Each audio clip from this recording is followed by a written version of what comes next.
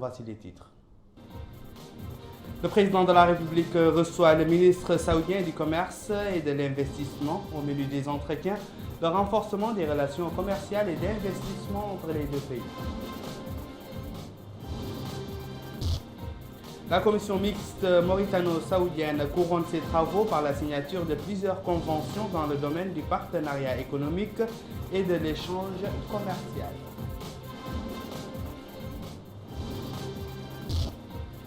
Pas de percée notable à Astana. Les assises entre les représentants du régime syrien et de l'opposition ont débouché sur un simple accord de cessez-le-feu en vigueur depuis décembre. Mais avant de passer au développement de ces titres, le courrier du président de la République, Mohamed Ould Abdel Aziz, a félicité le président gambien Adama Barrow à l'occasion de la célébration de la fête nationale de son pays. Dans ce message, le chef de l'État a renouvelé à son homologue gambien sa détermination à continuer d'œuvrer au développement des relations d'amitié et de coopération entre les deux pays. Le Parlement tiendra à partir du mercredi prochain une session extraordinaire. C'est ce qui ressort d'un décret présidentiel rendu public aujourd'hui. Nous passons à présent au volet de la coopération, marqué d'abord par cette audience accordée ce matin par le président de la République au ministre saoudien du Commerce et de l'Investissement, Dr Majid El-Kasbi, accompagné d'une importante délégation. La rencontre qui a eu lieu en présence de la ministre du Commerce, de l'Industrie et du Tourisme, Naham Hamdi Mouknes, a porté sur les résultats de la réunion de suivi de la commission mixte mauritano-saoudienne. Au sortir de l'audience, le ministre saoudien a déclaré avoir transmis les salutations du gardien des lieux saints de l'islam, le roi Salman ibn Abdelaziz, au président de la République et au peuple mauritanien frère. Il a souligné les orientations de Sa Majesté le roi, insistant sur la nécessité de renforcer les relations commerciales et d'investissement entre les deux pays et de leur rechercher de nouvelles perspectives, relevant l'intérêt qu'il y a de dynamiser le rôle de la commission mixte de coopération pour entrevoir de nouvelles opportunités communes d'investissement et d'échanges commerciaux et économiques.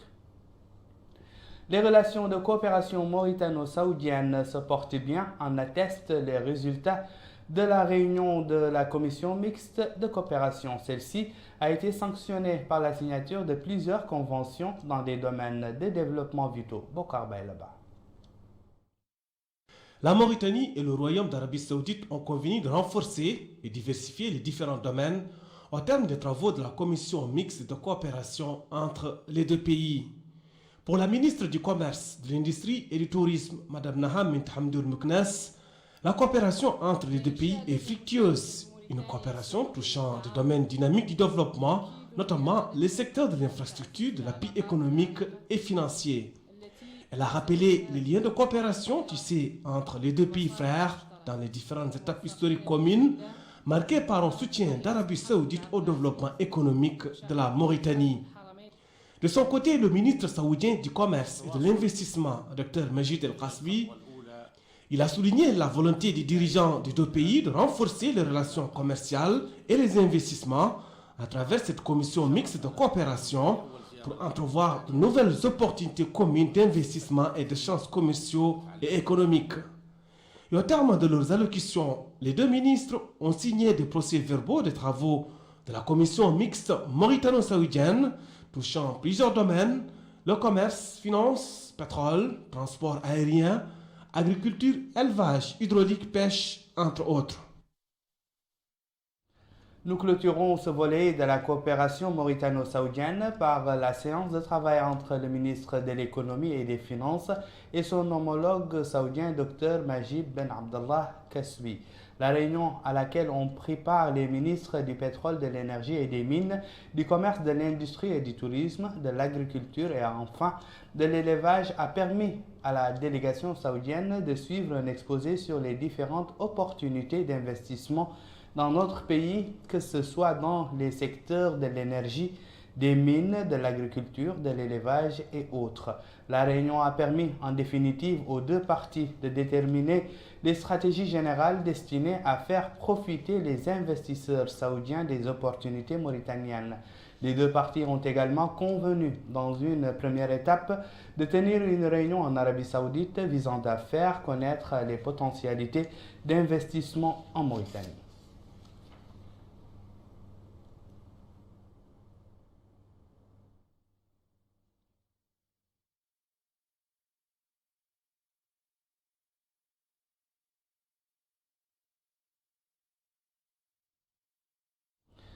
À l'Assemblée nationale, à présent, le président de cette chambre, Mohamed Ould Bouilil, a eu aujourd'hui une entrevue avec José Antonio Sabadell, ambassadeur chef de la délégation de l'Union européenne dans notre pays. L'entrevue a porté sur les relations de coopération entre la Mauritanie et l'Union européenne, notamment dans le domaine parlementaire.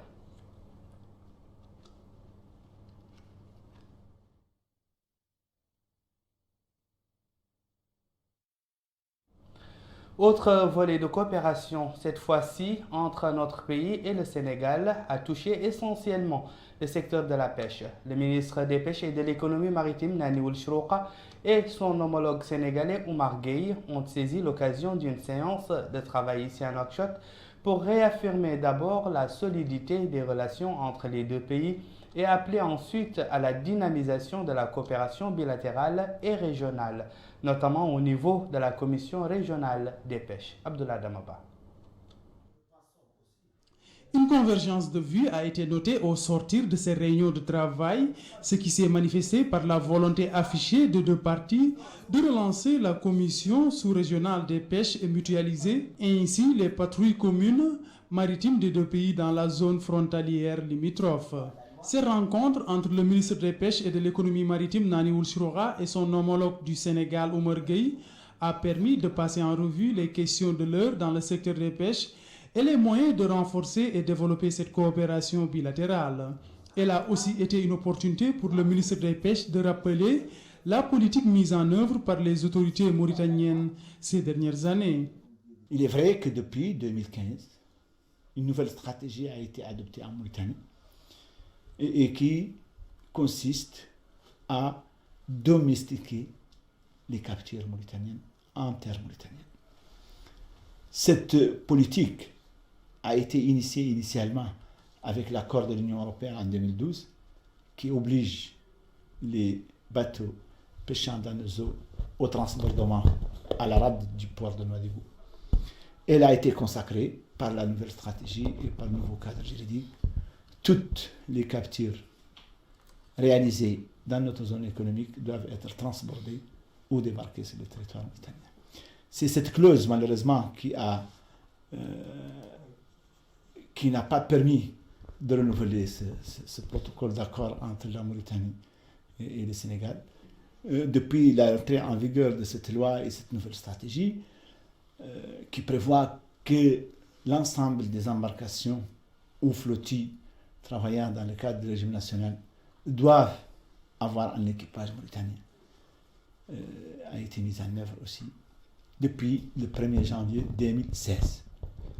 Nous avons donné à nos opérateurs plusieurs fois les invités à se conformer à la loi et pour des mesures de transition, nous leur avons autorisé exceptionnellement suite à des processus de dérogation jusqu'au 31 décembre 2016. Ce délai étant écoulé, nous l'avons prolongé d'un mois et nous l'avons appliqué. Dans le cadre de l'application de cette réglementation, aucun étranger n'a été arrêté. Même si parfois nous trouvons des étrangers qui sont dans des situations irrégulières. Aucun d'eux n'a été arrêté. Aucun étranger n'a été expulsé. Et aucune pirogue n'a été saisie. Du côté sénégalais, les bonnes dispositions des autorités de ce pays à respecter ces réglementations mises en place ont été énoncées. Je vais dire d'emblée que le Sénégal respecte à tout point de vue les lois et règlements de la République islamique de Mauritanie, et particulièrement en matière de pêche. la Mauritanie a pris des dispositions, a voté un nouveau code de la pêche et des dispositions qui datent d'ailleurs depuis de quelques années, mais qui sont appliquées maintenant.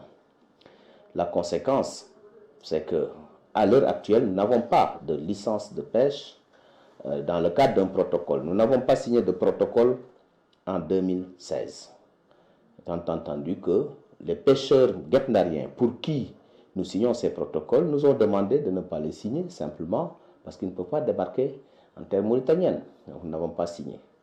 Cela veut dire également qu'ils ne peuvent pas, dans ces conditions, pêcher dans la zone économique exclusive de la République islamique de Mauritanie. Donc nous leur demandons de respecter cette loi, comme nous avons nos propres lois en matière de pêche. Également, compte tenu de la situation qui prévaut également, qui fait qu'ils ne peuvent plus, ceux qui étaient ici en Mauritanie et qui avaient soit des contrats d'affrètement ou d'autres licences ici de manière privée, également ne pouvant plus continuer à exercer dans ces conditions, ceux-là également doivent respecter la réglementation. Enfin, rappelons que les deux parties ont au cours de cette séance de travail réitéré la volonté des deux chefs d'État de consolider les relations mauritano-sénégalaises qui, disent-ils, sont des pays frères liés par l'histoire, la géographie et le sang. Au chapitre des décorations, le ministre des Affaires étrangères et de la coopération, Dr Issel Koul Ahmed Zidbi, a décoré aujourd'hui de la médaille d'honneur de 3e classe Mohamed Abdallah Al-Ouimine, directeur adjoint du courrier et des relations publiques, et Madame Oumou Khairimint Ramdan, secrétaire à la direction du Maghreb arabe au ministère.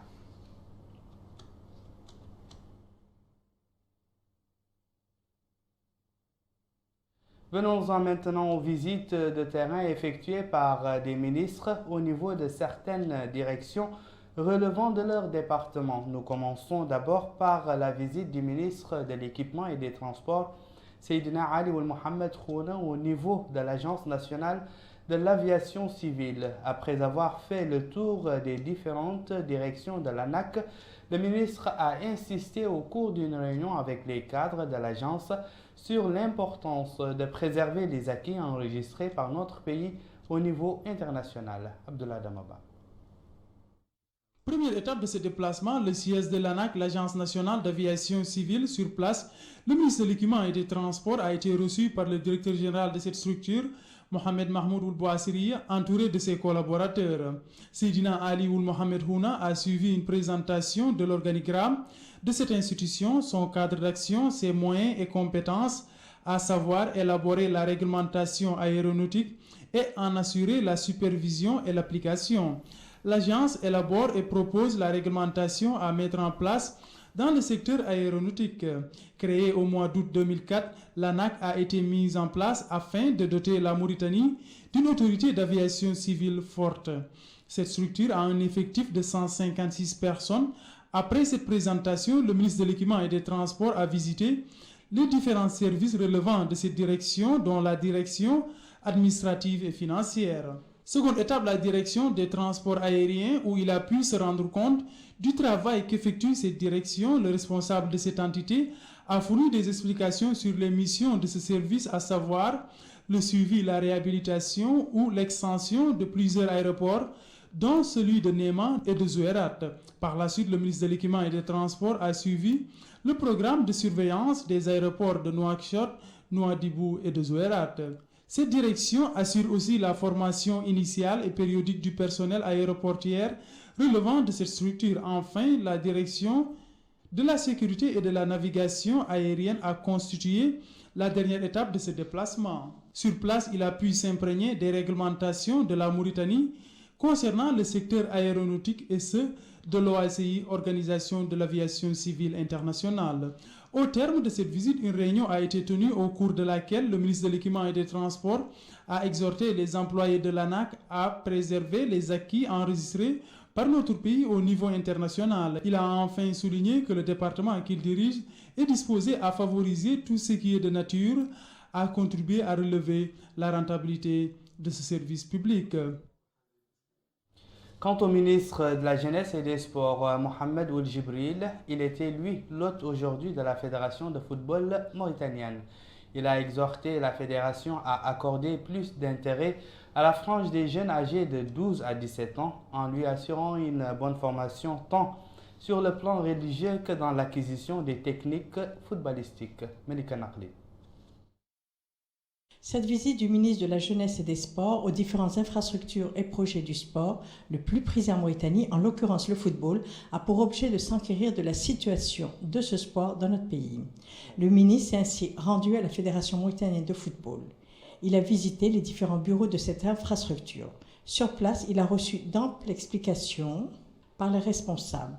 Ceux-ci se sont appesantis sur les efforts menés pour promouvoir ce sport et lui assurer un cadre et des moyens adéquats afin que les jeunes puissent le pratiquer selon les normes en vigueur et au-delà de pouvoir participer de manière honorifique aux compétitions à l'étranger, sur le continent et au-delà. L'importance des infrastructures sportives a été soulignée, qu'il s'agisse de terrains, d'académies ou d'équipements. Le ministre a visité ainsi les bureaux chargés des tournois nationaux avant de se rendre à l'Académie nationale de football et les studios chargés de la retransmission des tournois de football, la salle de conférence, les terrains de football appartenant à l'Académie. Le ministre a souligné que cette visite effectuée à la Fédération mauritanienne de football a pour objectif de prendre contact avec les responsables de ce sport et de prendre connaissance des réalisations en cours ou déjà terminées. Cette visite, dit-il, nous permet de nous assurer des différentes mesures prises pour la promotion du football en Mauritanie. À ce sport est donnée une attention particulière de la part du président et du gouvernement. Et c'est à cet effet que nous sommes venus à la Fédération pour souligner l'importance accordée à ce sport en tant que tel, mais également dans le cadre du développement du pays d'une manière générale. Nous avons pu, dit-il, nous assurer de l'engagement, de la vision ambitieuse accordée à ce sport par ses responsables. C'est ainsi que nous avons pu constater de visu l'attention particulière accordée aux talents et aux entraîneurs. Celle-ci s'illustre par la mise en place de tournois des moins de 17 ans, de 15 ans, de 12 ans et même des moins de 10 ans. Ces efforts des responsables sont à saluer. En ce qui concerne les infrastructures sportives, plusieurs projets sont en cours, tout comme est accordée une attention particulière à la communication dans ce domaine. Nous avons, dit-il, demandé aux responsables de persévérer et de décupler leurs efforts. La Fédération mauritanienne de football ne ménage pas ses efforts pour hisser la pratique de ce sport et permettre à nos jeunes d'être présents sur la scène continentale et internationale. L'enfant maghrébin à l'honneur, la journée maghrébine qui lui est dédiée, a été célébrée aujourd'hui sous le thème « Ensemble pour lutter contre le travail des enfants ». Chez nous, la manifestation organisée dans ce cadre a englobé des sketchs, la distribution des cadeaux à des enfants en situation difficile, ainsi que des séances de sensibilisation. Mohamed Lemel Bakar. Journée de fête au Centre de protection et d'intégration sociale des enfants de Dar el-Naïm, puisqu'on y a célébré la journée de l'enfant maghrébin qui coïncide avec le 17 février de chaque année. Enlever des rideaux, un sketch produit par des comédiens en herbe pour fustiger le travail des enfants. C'est d'ailleurs sous ce thème de Ensemble contre le travail des enfants que le ministère des Affaires sociales de l'enfance et de la famille a organisé cette manifestation marquée par un discours prononcé par la ministre de ce département. Maïmouna Metitaki dira que l'action maghrébine commune dans le domaine de la protection des enfants revêt une portée civilisationnelle et stratégique. Elle a insisté ensuite sur la volonté des pouvoirs publics de renforcer la coopération maghrébine en général et la mise en place de politiques et programmes spécifiques pour les enfants. La ministre a ensuite passé en revue les efforts déployés par son département en matière de protection des enfants contre toute forme de violence, d'exploitation et de marginalisation, ce qui a abouti à être fait savoir à la prise en charge de nombre d'enfants en difficulté. À cela s'ajoute, a dit la ministre, la création de centres spécialisés pour la prise en charge des enfants en situation difficile. Le programme de cette cérémonie a englobé par ailleurs la distribution de cadeaux à des enfants ainsi que des séances de sensibilisation avec les parents des enfants bénéficiant des prestations du Centre de protection et d'intégration des enfants. Nous restons à Dar Naïm qui a également abrité aujourd'hui le coup d'envoi du championnat de l'Guichiche pour le tir à la cible. Plus de 30 équipes participent à cette compétition qui va durer 4 jours. Melika Nakli. C'est avec la participation de 38 tireurs des différentes équipes de l'ensemble du territoire national affiliées à la Fédération mauritanienne de tir à la cible qu'a été lancé le coup d'envoi du championnat de Ligue Ouéchiche à partir de la Muqata'a de Danaïm, wilaya de Nouakchott Nord. Cette compétition était organisée par l'Assemblée régionale de tir à la cible relevant de la wilaya du Trarza en collaboration avec la fédération de ce même sport. Le ministre de la Culture et de l'Artisanat a souligné que le nom du championnat symbolise la résistance et la gloire, tout comme il incite à davantage de sincérité, de fidélité, d'attachement et de défense des constantes nationales au plan de la religion et de la dignité du pays. Il a ajouté que le secteur de la culture s'attelle en application des directives du président de la République, M. Mohamed Ould Abdelaziz, matérialisé par le gouvernement, à maintenir et à pérenniser l'œuvre des héros de la résistance et à accompagner la Fédération mauritanienne pour le tir à la cible pour promouvoir cette pratique sportive authentique. Le ministre a enfin exhorté les participants à faire preuve de saine compétition. Pour sa part, le président de la Fédération mauritanienne de tir à la cible, M. Khatri Ouldier, s'est félicité de l'organisation régulière de cette compétition de haute portée historique. Il a salué l'attention accordée par le président de la République à ce sport noble et au soutien qui lui est accordé. Quant au président de la Ligue du Trarza pour le tir à la cible, M. Khotob Oulhoueiriya, il a loué l'organisation parfaite de celle-ci et de celle qui l'a précédée. Il a rappelé la portée hautement symbolique du nom Ligue Ouéchiche dans la résistance nationale au cours de laquelle les patriotes ont sacrifié leur vie sur l'autel de la Mauritanie. Quant à l'initiateur de ce tournoi de Ligue Ouéchiche de tir à la cible, Mohamed Ould Sidi, il a souligné que cette compétition œuvre à glorifier et à perpétuer le nom de nos martyrs. Cette compétition de tir à la cible d'une durée de 4 jours va permettre aux amoureux de ce sport de compétir dans une atmosphère de fair play. Retour sur la conférence de presse tenue hier à l'issue du Conseil des ministres par le ministre de la Culture et de l'Artisanat, porte-parole du gouvernement, et son homologue de l'hydraulique et de l'assainissement. La conférence de presse a permis aux deux ministres d'apporter des précisions sur les projets de décret et les communications adoptés par le gouvernement, mais aussi de répondre aux questions des journalistes sur certaines questions d'actualité. Bokar Baylaba. Le ministre de l'Hydraulique et de l'Assainissement, M. Mohamed Abdallah Ouda, est revenu sur la communication devant la réunion du Conseil des ministres relative à l'état des lieux et aux perspectives en matière de gestion durable des ressources en eau. Il a précisé que le plan d'action adopté par le Conseil des ministres vise à renforcer le niveau d'opérationnalité du Centre national des ressources hydrauliques afin de lui permettre de gérer de manière rationnelle et durable des ressources hydrauliques.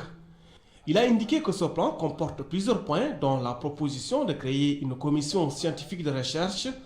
Celle-ci aura à adopter un programme national de recherche hydraulique, établir des cartes en vue de l'enregistrement des ressources hydrauliques telles que les lacs, créer un réseau biométrique national pour le contrôle de ces ressources.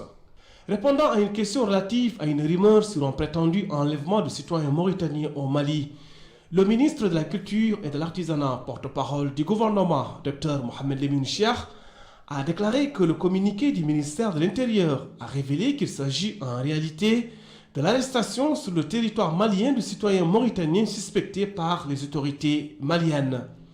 Il a rappelé dans ce cadre que la communication publiée par le ministère de l'Intérieur donne suffisamment d'informations sur cette question.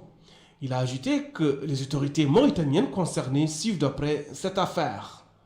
Évoquant les projets économiques qui pourraient être à l'origine d'un profond épanouissement économique du pays, selon le ministre de l'Économie et des Finances, et le démenti apporté par un site d'information, le porte-parole du gouvernement a indiqué que le ministre de l'Économie et des Finances est mieux informé sur ces dossiers que le site d'information en question. L'actualité hors de chez nous est marquée par la fin des discussions à Astana entre émissaires de Bachar el-Assad et opposants syriens. Les discussions se sont terminées sans percée majeure. Les parrains russes, turcs et iraniens de la rencontre se sont contentés d'un simple accord sur un mécanisme de surveillance du cessez-le-feu. Les délégations des rebelles et du gouvernement syrien ne se sont pas rencontrées face à face et aucune déclaration commune n'a conclu la rencontre finale de 40 minutes, incluant tous les participants. Seules avancées mineures, Téhéran, Ankara et Moscou ont poursuivi leurs efforts en faveur d'un mécanisme destiné à consolider le fragile cessez-le-feu en vigueur depuis le 30 décembre en Syrie en créant un groupe commun de suivi et d'observation de la trêve. Ces négociations viennent en prélude à des discussions sur la Syrie prévues le 23 février à Genève sous l'égide de l'ONU. Au Yémen, le bilan des pertes civiles du conflit s'est encore alourdi avec la mort de 8 femmes et d'un enfant tué dans un raid aérien ayant frappé une cérémonie de deuil près de la capitale Sanaa. La frappe a eu lieu dans la nuit de mercredi à jeudi à Shara, une localité située dans le district d'Arhab à 40 km au nord de Sanaa et contrôlée par les rebelles chiites Houthis. Ces derniers qui contrôlent Sanaa et une bonne partie du nord du Yémen ont accusé la coalition arabe menée par Riyad d'être responsable de l'attaque. La coalition a affirmé qu'elle était en train d'enquêter sur cet incident, ajoutant que des combats entre rebelles et partisans du gouvernement avaient eu lieu dans le secteur frappé par le raid. Voilà qui met fin à ce journal, le rappel des titres. Le président de la République reçoit le ministre saoudien du Commerce et de l'Investissement. Au menu des entretiens, le renforcement des relations commerciales et d'investissement entre les deux pays. La commission mixte mauritano-saoudienne courante ses travaux par la signature de plusieurs conventions dans le domaine du partenariat économique et de l'échange commercial. Pas de percée notable à Astana. Des assises entre les représentants du régime syrien et de l'opposition ont débouché sur un simple accord de cessez-le-feu en vigueur depuis décembre. Où que vous soyez, merci de nous avoir suivis. Merci également de votre fidélité. Au revoir.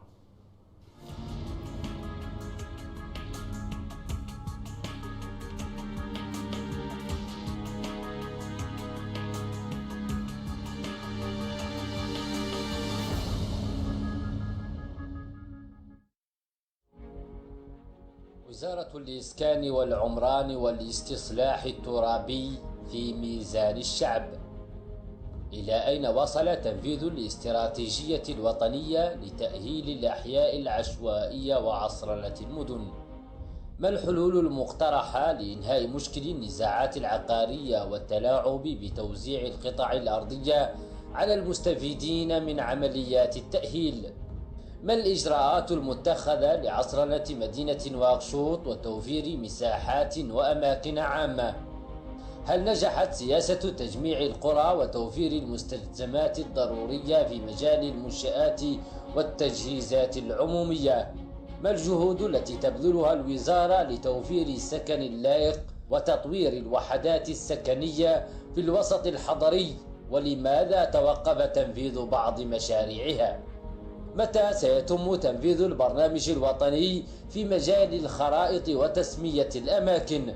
وإلى أين وصلت عمليات التأهيل والمحافظة على المباني والتجهيزات العمومية؟ لماذا توقفت مشاريع إعادة تأهيل مدينة الطينطان وترقية مبادرات التنمية الجهوية المعروف بفينكر؟ ومتى سيتم الشروع في تنفيذ مشروع مسجد نواكشوط الكبير؟ هي أسئلة من ضمن أخرى على طاولة النقاش في ميزان الشعب مع وزيرة الإسكان والعمران والاستصلاح الترابي السيدة آمال بنت مولود في ميزان الشعب قريبا.